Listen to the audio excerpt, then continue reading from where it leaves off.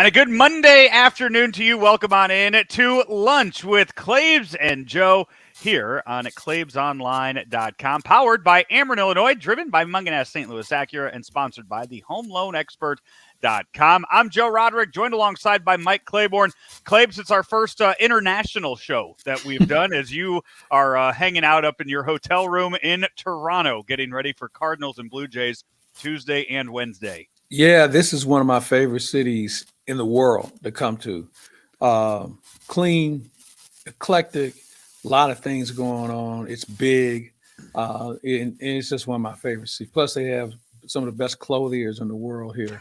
So I'm going to reduce my financial net worth while I'm here also. But yes, it's one of my favorite cities. Great restaurant. Oh, man, they got great restaurants. And if you were a single guy, there is talent galore here from all walks and all nationalities. I mean, this is the haven for the United Nations. It's got the second largest Italian population in the world behind the country of Italy. And there are a lot of populations or a lot of cultures that are here. This is one of my favorite places on the planet to be. Well, I am. I'm flying up there tomorrow morning. I want to cross another stadium off of my list. Rogers Center will be number 15 for me, so halfway done with that. So I'll be up there for the games Tuesday and Wednesday. So I'll either get a dinner off of you or a suit or something. We'll see. Catch me if you can.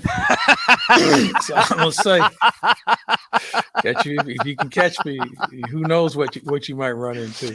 Hey, before we get going on everything here, this was a story I was not able to tell during Weekend Joe this past Friday because I didn't have all the facts to tell this story just yet. But you mentioned how clean of a city Toronto is, and that reminded me how dirty of a city LA was last week during the All-Star game.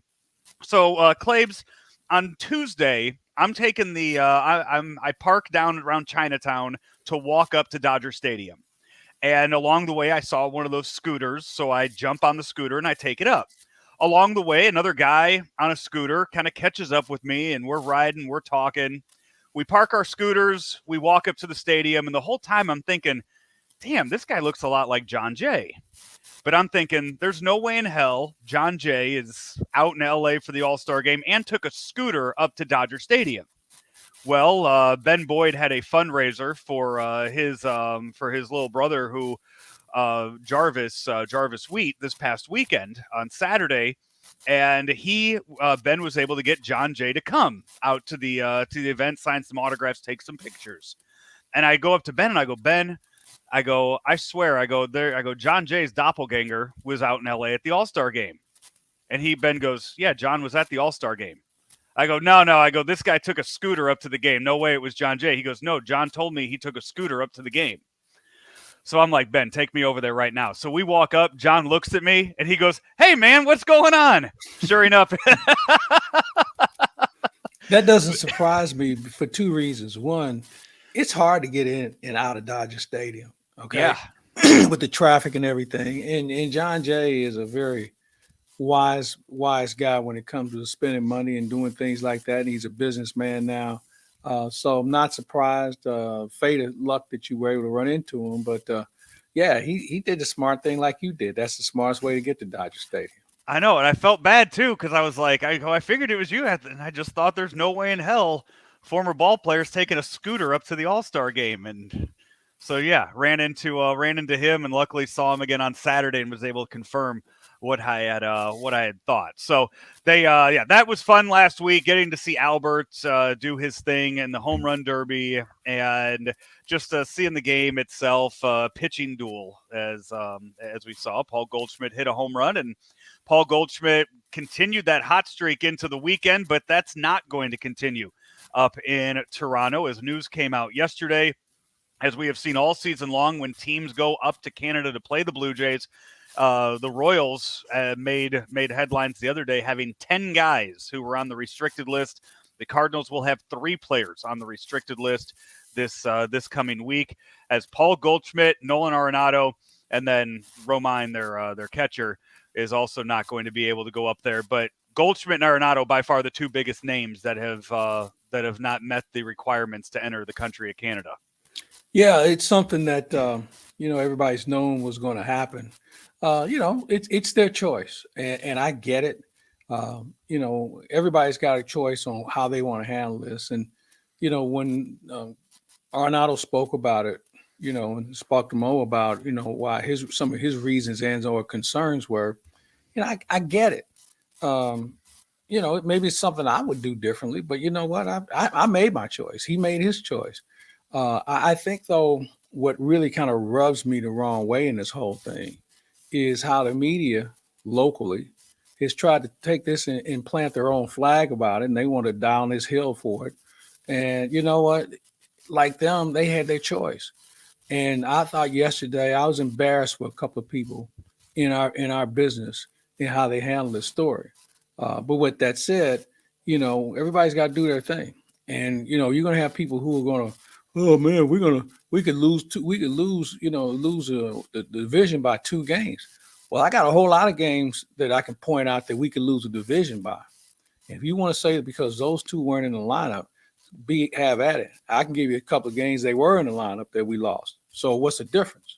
So I think we're trying to make more out of this than what it is. Obviously, it's important to have them in the lineup, but they're not going to be here. So you got to move on, and nothing's going to change. And it's interesting, poor Austin Romine. Most people don't even know he's on the team, and the ones who do know said he's just stayed on the bus. He's not been very helpful. But you got his. Yeah, yesterday I was a little miffed at how things were handled, and I just think people made this story more about themselves than about the two players. And I give the two players credit for addressing it right off the bat. And they said they would talk to anybody and everybody after the game, and they did. And now what? You just move on. I look forward to seeing them in Washington on Thursday. Yeah, it does raise the question though, because both the Cardinals and the Blue Jays are both playoff teams. If both teams get hot in October and the Blue Jays end up in the World Series and the Cardinals are there too, and I mean this is the case for all the other National League teams and all. I mean even American League playoff teams. If the Blue Jays are hosting playoff games, is this something that some of the players have to kind of look at and say, it's one thing to miss 2 regular season games. Do I really want to miss games in October? Well, we saw it in the NBA this year, where they had some players for the Philadelphia 76ers who couldn't go or who elected not to take the shot. So it's an issue until the Canadian government changes its viewpoint on health in their country. And, that's how it's got to be. So, it's up to each individual. They don't get paid for it. And obviously they have a little, responsibility to the team, but I think they have a responsibility to their own well-being. Yeah, so we will not see them these coming 2 days. Expect Albert Pujols in the lineup. I would think both days, but I Yeah, know Brendan Donovan's been working a little bit at first right. as well. Are you a little surprised that Paul DeYoung wasn't called up for these games? Well, we don't know if he took the shot or not. That's yeah. So I think that has something to do with it. And it's a good point you bring up. And while he's not setting the world on fire, no, he's player of the month or player of the week or something recently. It's the minor leagues, by the way. Um, Nolan Gorman didn't set the world on fire. And you got to make a decision on, is he really growing or is he just picking up bad habits? So there's a window of opportunity for Paul DeYoung, and I'll be interested to see what this roster looks like, not only on Thursday or Friday when we play again back in the States, but also after the trade deadline, because there are a lot of issues that are still in play.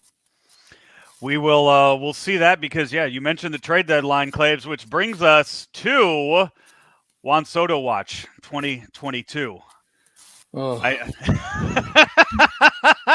oh Lord. You give me way too much leeway here on this website, so I go and I get graphics made, Claibs. That's what I do. It's wanted. Okay. Soto Watch 2022. I love the concept. I want to take congratulations on being heads up on it.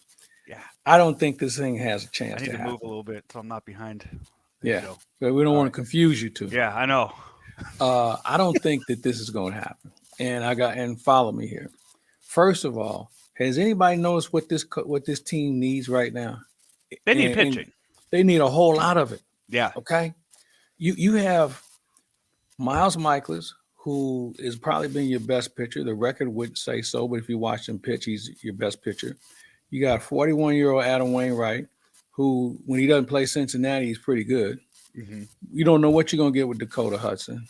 Palante is a rookie who's trying to find his way. Matz is out again. Flaherty is out again. So, and we've seen enough of Matthew Liberatore to know that he's not ready.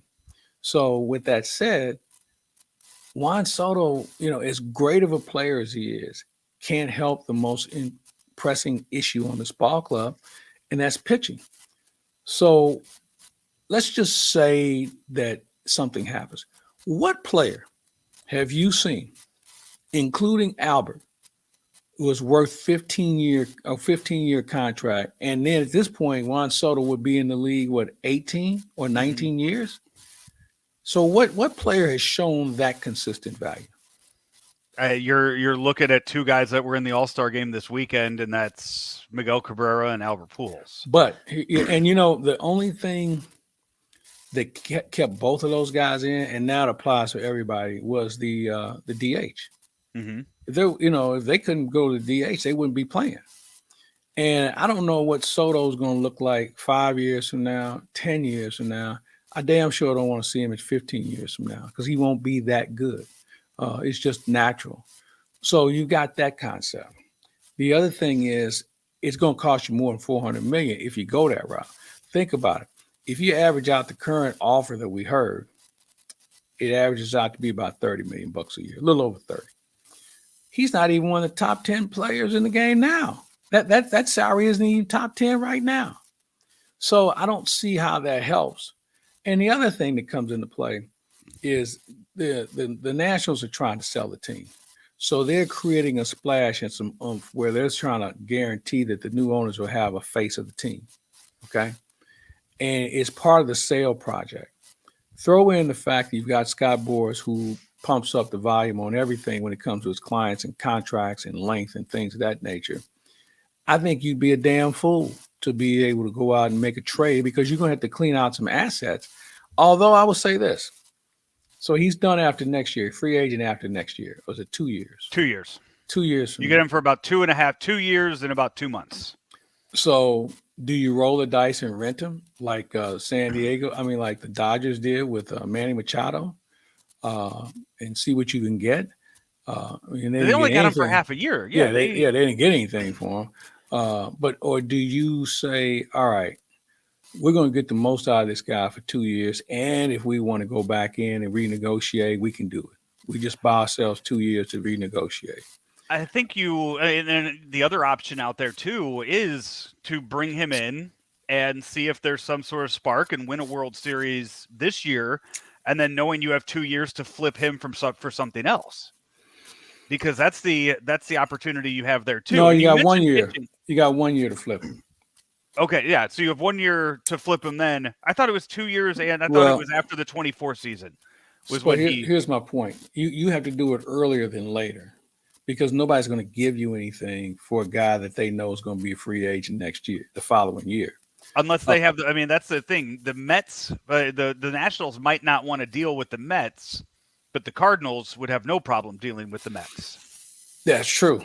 But here's the other thing that goes into that. Again, what's the number and what do you have to give up? Now, I'm of the belief that if you know the guy's leaving, you won't have to give up as much. And here's the best example. When Mookie Betts told the Red Sox he wasn't coming back, the Red Sox took the best offer they could find. And I'm not sure if I can name 3 guys in that deal that are playing for the Red Sox now. And if they do, or if they are playing for them, they sure weren't pitching on Friday night when they gave up 28 runs, 25 in the first 5, yeah. So my point being, you got to be careful on what you really think you need to give up, and it may not be the Mason Wynn or the Jordan Walker or somebody like that. It may be some other prospects. And you probably have to take a player off the current roster who's not making any money. But still in all, they need pitching, man. And I don't even know where you can find it. Well, one of the rumors going around with the Juan Soto deal would be that Patrick Corbin would be. Have you seen his numbers? That may be one of the worst numbers, or are you talking about the pitching numbers? Because both of them I can't believe that a team gave Patrick Corbin that much money to pitch. I I agree. was, I mean, it took me, I went and looked it up and double and triple checked to see if that number was right because I could not believe what his salary is. It's insane. So this whole thing is just nothing but insanity. So it doesn't work. It doesn't work. Again, this team, and I've been saying it from the beginning of the season, you need pitching and you need a catcher. Yeah. They don't have a catcher ready. No. Herrera's not ready. Austin Romine probably shouldn't be playing. And Andrew Kisner, it just isn't working. So you need a catcher and you need a pitcher. Now, who the catcher is it Wilson Contreras next year? But you really need one for this year. Can you make a deal for another legitimate catcher somewhere along the way? Because the current situation, two things. One, neither one of them's catching really well. Two, neither one of them can hit. And if you want to throw Herrera in there because of his youth, he hasn't been effective. So you need two pitchers and a catcher more than you need Juan Soto. Yeah, the other the other name the Cardinals are currently attached to is Noah Syndergaard out of the Angels. Have you seen his numbers? Yeah, I was going to say not having a good season. Not you also don't have to give up much for him, but I you could probably say the same thing last year when it came to J Happ and John Lester. When you say look at their numbers and they came in and they were yeah, but here's a difference though. Here's a difference. Those two guys are much older than Syndergaard. Another name that's kind of popped up again is Madison Bumgarner. I think who's a pitcher over in Boston because Boston's kind of at a crossroads on whether they're in or not. And his name is Evaldi. There's a guy you might want to look at. I mean, there's a few of them out there, but again, you need two of them. You need two because you're going to need somebody for next year. You don't know what Flaherty's situation is going to be like. You don't know if Waino's coming back. And if you do, how effective is he going to be? You don't know what Max's situation is going to be. We know he can get hurt quick. We know that about him, but we don't know anything else. So you got some real question marks for next year. So whoever you bring in, I don't think you should make him a rental. You should make him a person that's going to be part of what you do next year. So is Madison Bumgarner a guy that's back in play? Now, I know he had the 9 punch-outs the other night, and I always remind people that, it was Washington Nationals. So is he a guy that you revisit again and say, all right, maybe he's a middle of the rotation guy, or maybe he moves up in the rotation because, I don't know if Michaelis is a number one. He pitches well, but I don't think anybody envisioned him being a number one in your rotation. We'll see. Also, the trade deadline is next week, so the Cardinals have a lot of moves to make. They've already said they're going to be aggressive. They plan on being aggressive and improving the roster with some moves. We haven't seen it yet. And last year, we had already seen those moves by this time. And I also recall them saying they weren't going to wait as long as they did last year, but we've seen that deadline kind of already pass up. What's interesting about that? They're in worse shape now than they were this time last year to me. I mean, last year you had the issue of being able to throw strikes because you were walking a lot of guys, and that was more of a bullpen issue. This year, you can barely get a guy out of fifth inning. Yeah. So I think it's more critical this year than it was last year. And as you mentioned, they were more aggressive last year, or maybe there was more of a market for guys coming out of the bullpen. You haven't seen anybody move yet. Yeah, the only trade that's been made so far was Vogelbach going to the Mets. Yeah, well, Michael Perez might have been an interesting guy to sign after they DFA'd him. He might have been a guy who he might be better than what we have. Let's just put it that way. Before we get out of here with the baseball talk, the Hall of Fame inductions were yesterday. I did not know they were scheduled for yesterday. I didn't know they were happening until I saw people always from the last ESPN. Sunday in July. Yeah, I saw people on Twitter start posting about Kirkjian making the Hall of Fame.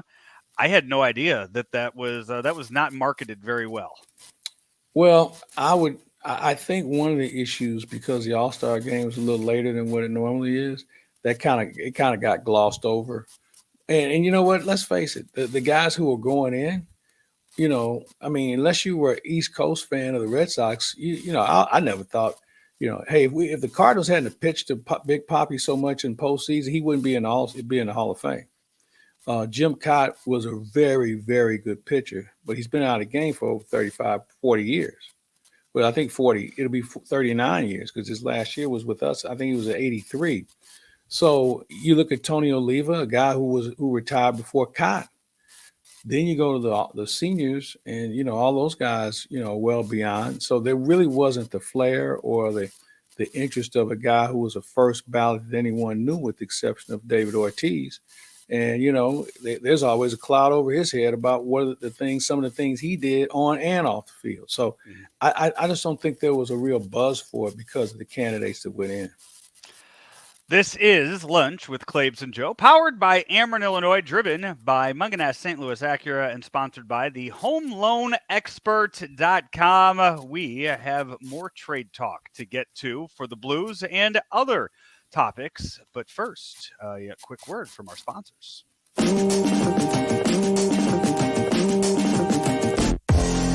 My name is Jeremy Seabury. I am one of the owners of Pawford K9. Marcus Galmore, co-owner of Pawford K9. What makes us different from other dog companies is there is no breed left behind. We stand by that 120%. We specialize in aggressive behavior modification. We don't turn away. We bring them in for a free evaluation to see if we can help the dog. Here at Pawford K9, we focus on the owners, educating the owners. How do I get this dog to give me the behaviors that I'm asking for without the treats? So that's when me and Marcus come in. We train the dog, so when you take the dog home, you don't need the treats. The dog is doing it because you're asking it to. After each training package, we go through a series of lessons. We keep going until the owner gets it. We make sure that they go over the beatings with their dog, and that dog is listening before they leave here, but also we follow up when they get home. Is your pup listening to you here? If it's not, we one phone call away, we'll make a trip. We got the Pawford Mobile, where we go out to their homes and make sure their dog is okay.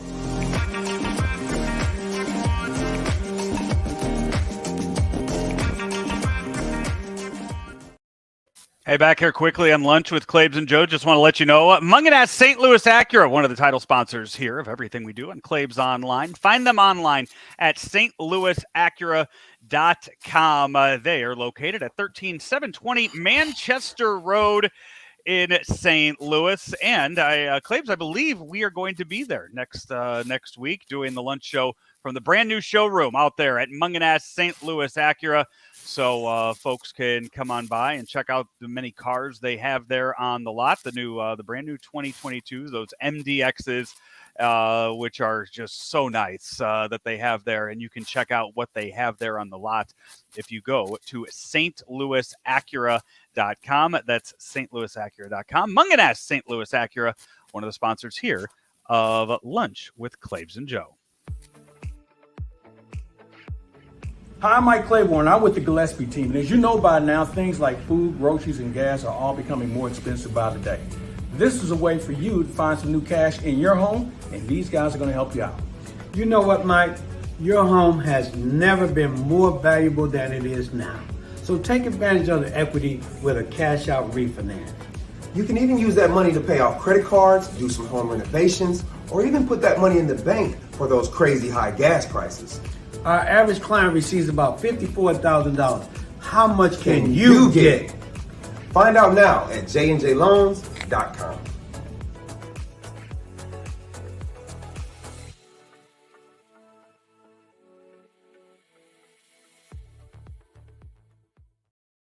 This is Lunch with Claibs and Joe, back here on ClaibsOnline.com, presented by Ameren, Illinois, Munganast, St. Louis Acura, and the HomeLoanExpert.com. I'm Joe Roderick. Mike Claiborne up in Toronto, home of the Hockey Hall of Fame. Claibs and the Blues last week. We just spent 10 minutes, 15 minutes talking about Juan Soto to the Cardinals.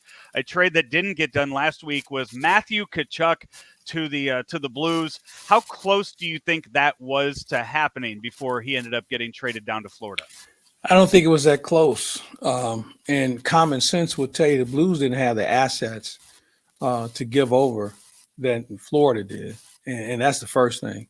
And the second thing is we got to get off this local homegrown kid thing and bringing people home just because they were born in St. Louis. Now, Kachuk was a very good player, and I'm not telling you he couldn't help us, but it just didn't fit. And we never took into account it didn't fit.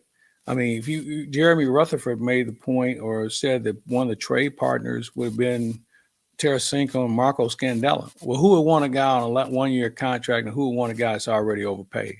I mean, you would have had to throw in Cairo and maybe another young player, and apparently the Blues weren't in that position to do that.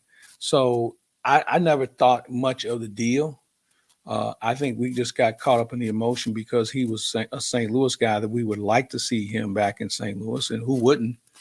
But, I was not a really realistic believer that this was going to happen. I just thought there were some other teams that would have better things to offer, and I think, Florida certainly did.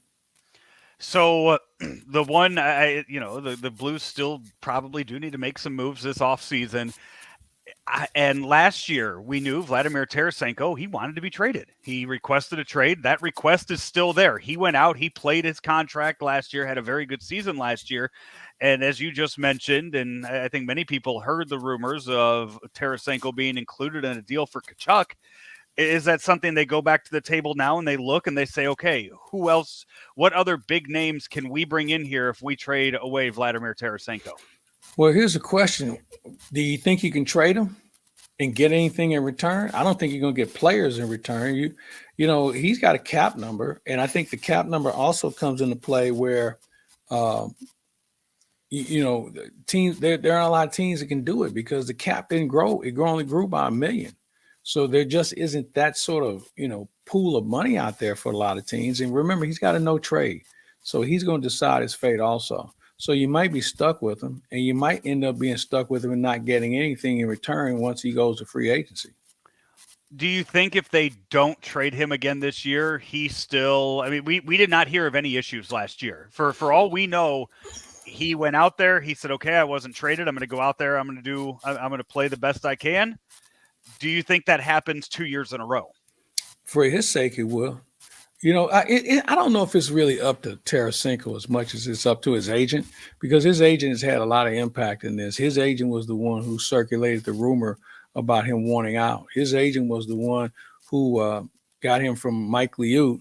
And ironically, they both had the same sort of shoulder surgery, and that got them closer. And this agent's trying to make a name for himself. So if he can shop Vladdy Tarasenko and get him out of an environment and put him somewhere else, then that's a feather in his cap.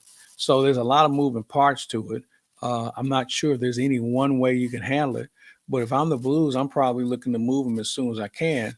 And, I got to get something in return.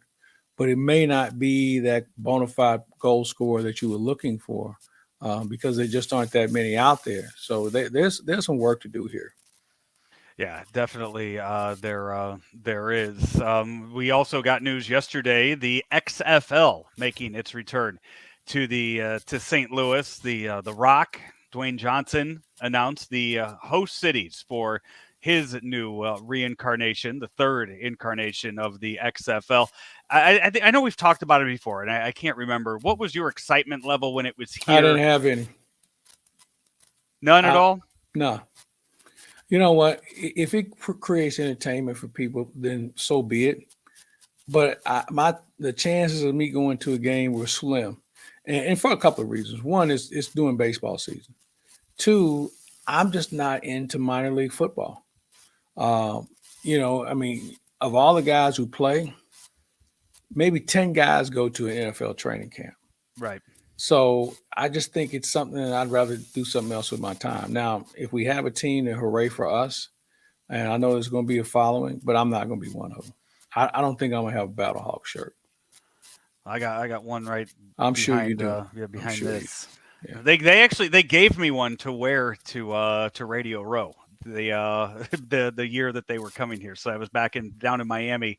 I wore my Battlehawk shirt there at the NFL Radio Row, and it was St. Louis's only NFL team or football team. So it was good marketing on their end.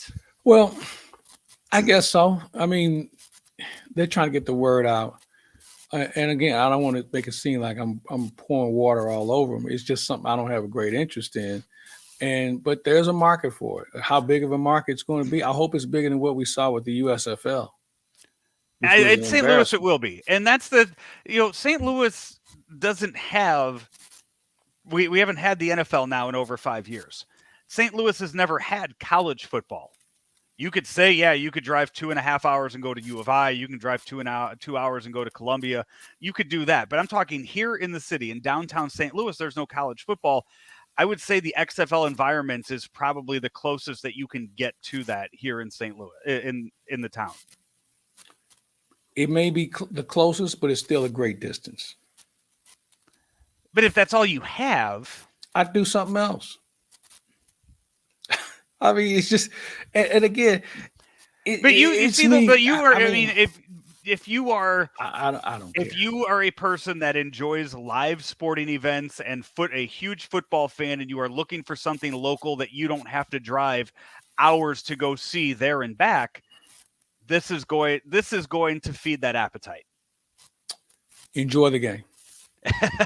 That's all I got. I mean, like I said, there's a market for it. How big it is, I don't know. I guess we'll know in 3 years. If they start losing money, then it'll go belly up. I just don't know how. I think that the competition right now locally, when you have Cardinal baseball and Blues hockey, you've got the soccer team coming to St. Louis. You still have the college sports, and even though they may be down the road or they're at Shaffer Center, you got some other competition. So for those who are that enamored in the spring football, then have at it. The 8 teams that were announced, or the 8 host cities, I should say, that were announced: Dallas, Houston, San Antonio, Las Vegas, Orlando, Seattle, Washington, D.C., and St. Louis. So 3 new teams in there. They took away L.A., they took away New York and Tampa, and they added San Antonio, Orlando, and Las Vegas. One of the reasons I would imagine they're going to have their hub be down in Texas, so that's where the teams were all practice and everything before they go up to their host cities. So you have 3 teams now in Texas. I don't know what the idea is for adding Vegas to that and taking away LA and New York, but there's so much other stuff to do in LA and New York. I don't think they needed XFL. I would agree. I would agree with you. I don't think that LA and New York would do this league any good from a TV market standpoint either. Vegas is still trying to find its way. They've got pro football, they've got pro hockey, and maybe there's a place for it in the spring. Also, the XFL now owned by Dwayne Johnson. As we get ready to wrap things up here, Claibs, I don't know how much. I know you've been on the road a whole lot. I don't know how much you have been following everything going on with Vince McMahon in the WWE. I was checking it out. Well, basically the board lost confidence in him because of his extracurriculars. It cost him $12 million. And when you're on a board, man, if the board loses faith in you, then you're out. Mm-hmm. And what is he, 75? So I mean, he can go somewhere and count his money. Yeah, he can go somewhere and count his money. I think from what I was told, I guess it was Friday, that he really wasn't a hands-on guy as much as he was anyway. And he kind of gradually had transitioned out of that situation of being the day-to-day guy. So, I think every decision still went through him. I mean, every final yes and no still went through him, and he was still making major changes with what you saw on TV. Maybe the behind-the-scenes stuff with all the other money, I think he handed over to his his daughter. No, I'm talking about the new COO, yeah. Nick Khan. Right. No relation to your new best friend, Tony Khan. But I know he was. But now, with news of him retiring and who is going to be taking over, his daughter and his son-in-law, the stock numbers for WWE actually went up 9.5% this morning. Well, that's a good start for him. It is. I mean, but I think they're going to have to come up with some new branding measures. As well as anybody, professional wrestling, there's only a handful of people that are making money out of it, and they've got to figure out a way to find more talent and be even more entertaining. And I think it's going to be a challenge, but obviously somebody thinks they're going to go in the right direction. So we'll see. Well, Claibs, you talk about that pro wrestling this weekend at SummerSlam, but also in Nashville. It is Ric Flair's last match in Nashville, this Tennessee. Year. No. That he is saying he is done. He is saying that this is the last time he is going to wrestle. This year. Ric Flair is the modern day Muhammad Ali. Okay. If there's a good paycheck somewhere to be found, I guarantee you he will be there to collect it. So let's not get carried away. I would agree with that. He is 73 years old, and I for one am shocked that he's doing this. I'm really surprised that he's even stepping in to do what he's doing in this. But yeah, well, here's what I think. I think that the drum beats were getting a little too loud, and they were going to come after him one way or the other. And you remember, he reports to stockholders. So you're talking about Vince McMahon. I'm talking about Ric Flair. I'm talking about the Ric Flair match. Okay. Yeah, Ric Flair is chasing a dollar, and I got no problem with that. So, like I said, this is the last time he's wrestling this year. Well, we'll see about that. So, are you going to be there for that? No, I'm not. After doing California, is it on pay-per-view somewhere? I mean, I may even record it. It's on. I know it'll be available on Fight TV. Is FITE TV. I don't have it. It's a pay-per-view service. You got to buy it, but you and I know somebody that could probably help us out with that. So believe it or not, I'm going to be busy on Saturday. So unfortunately, I'm not going to be able to see it. I think it's Sunday night. I'm even more busy on Sunday. We'll see. I'll send you if I can get this hook up with it. I'll send it over your way too. I will say this, and Ric Flair is probably the last link to the wrestling of yesteryear. And I remember when he first started, and he was a good athlete. He was a good wrestler. He parlayed that into a huge empire that he's won and lost on multiple occasions. But you know what? He kept wrestling on the map. And I think he was the guy who linked the old style of wrestling to what we see today. And he needs to be given credit for that. He's done a lot of things that maybe you wouldn't appreciate or wouldn't approve of. Marriage being one of them. But when it's all said and done, Ric Flair's place in professional wrestling can't be disputed. This has been Lunch with Claibs and Joe. Claibs, you and I have to jump off of here, and we have some 5460 Joe West podcast to record. Later on this afternoon, our latest episode is going to drop with Ken Hawk Harrelson. He and Joe West, they go way back. Used to be real ugly, but now those two are best of friends. And it was a really fun chat with them and a few other interviews that we have to record today for some future episodes. Looking forward to it. We're going to do a lot of yapping today. We definitely will. Hey, this has been Lunch with Claibs and Joe. We're powered by Ameren, Illinois. Claibs, new president there at Ameren, Illinois. Yeah, we're going to be visiting with him in the very near future as well and kind of get an idea what his vision is about. And, he's got some interesting shoes to fill, considering what Richard Marcus meant to Ameren, Illinois, and in the area. So I'm anxious to visit with him and kind of get his thoughts. He's Mike Claiborne. I'm Joe Roderick. This has been Lunch with Claibs and Joe, powered by Ameren, Illinois, driven by Munganast St. Louis Acura, and sponsored by the HomeLoanExpert.com. We'll talk to you later on today. St. Louis Acura has almost 200 pre-owned vehicles in stock with inventory arriving daily and can offer the best trade-in value. While others raise their prices and fees, we choose to earn your repeat and referral business by not taking advantage of the current market situation. We invest in our team, becoming one of St. Louis's top places to work and fastest growing companies. St. Louis Acura remains committed to becoming better than ever for you. Located at Manchester and Mason Roads. Hi, I'm Mike Claiborne, and I'm with the Gillespies, and I have to ask you a question. Is it true that you need a big down payment to buy a house these days? No, Mike, that is not true. I've closed several clients with zero money down. Seriously, $0 down. And as a bonus, we'll give you a $500 gift card when you mention Mike Claiborne. Only at jnjloans.com.